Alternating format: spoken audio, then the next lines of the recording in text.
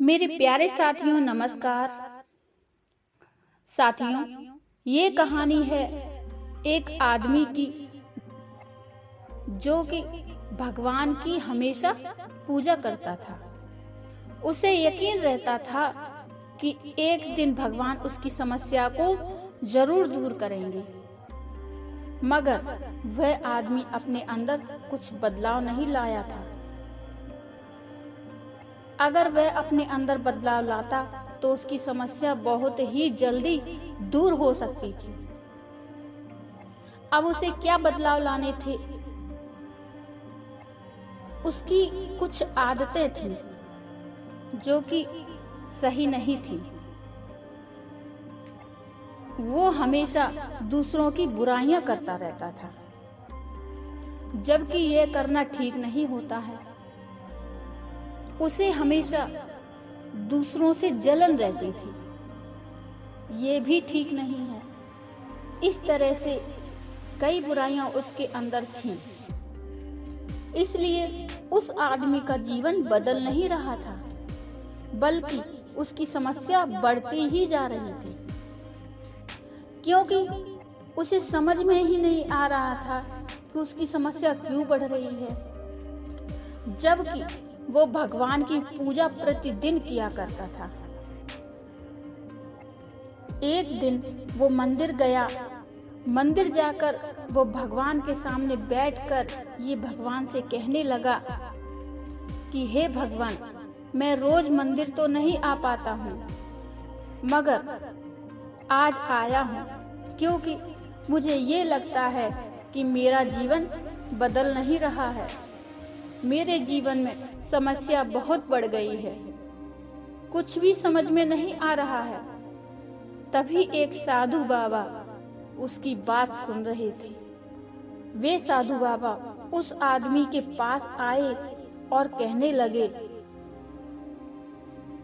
कि बालक, अगर तुम सच्ची मन से भगवान की पूजा करते हो तो जीवन में बदलाव जरूरी है, और सच्चे मन से भगवान को मानते हो तो ऐसा हो नहीं सकता कि तुम्हारे जीवन में बदलाव ना आया हो।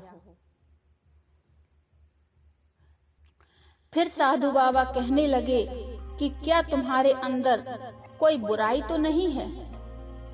तुम्हारे अंदर जो बुराई हो उसे दूर करना होगा। सभी के लिए तुम्हारे अंदर दया की भावना होनी चाहिए। ये सुनकर वो व्यक्ति कुछ नहीं बोला। साधु बाबा के समझाने पर उस व्यक्ति को ये समझ में आ गया कि उसे क्या करना है। उसके बाद उसने दूसरों की बुराइयां करना छोड़ दिया और दूसरों से जलन भी नहीं होती थी उसे। साथियों, आज के समय में व्यक्ति के अंदर ये भावना बहुत ज्यादा है। कोई भी व्यक्ति अपने दुख से दुखी नहीं है। अधिकतर लोग दूसरों के सुख से ज्यादा दुखी हैं।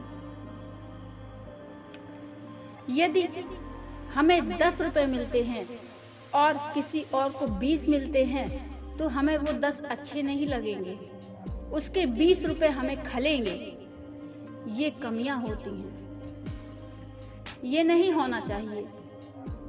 हमारे हिस्से में जो था वो हमें मिला। संसार में जो कुछ भी मिलता है नसीब से मिलता है, और किस्मत या नसीब हमेशा हमारे कर्मों से ही लिखा जाता है। जैसे व्यक्ति के कर्म होते हैं उसी प्रकार से उसका नसीब लिखा जाता है, उसका भाग्य लिखा जाता है। तो साथियों, अगर आप भी भगवान की कृपा चाहते हो तो उनके बताए रास्ते पर चलना चाहिए। अपने मन से दूसरों के लिए दया भावना लानी चाहिए। अपने मन में दूसरों के लिए दया भावना लानी चाहिए, न कि दूसरों के लिए बुरा सोचना चाहिए। ऐसा नहीं करना चाहिए, तभी आप भगवान की कृपा को पा सकते हैं। जब उस व्यक्ति ने अपने अंदर ये बदलाव लाए, उसके बाद वह व्यक्ति समझ गया था और अपना जीवन आनंद में व्यतीत करने लगा था। वो अपने जीवन में बदलाव लाता गया, तभी उसका जीवन सफल होता गया।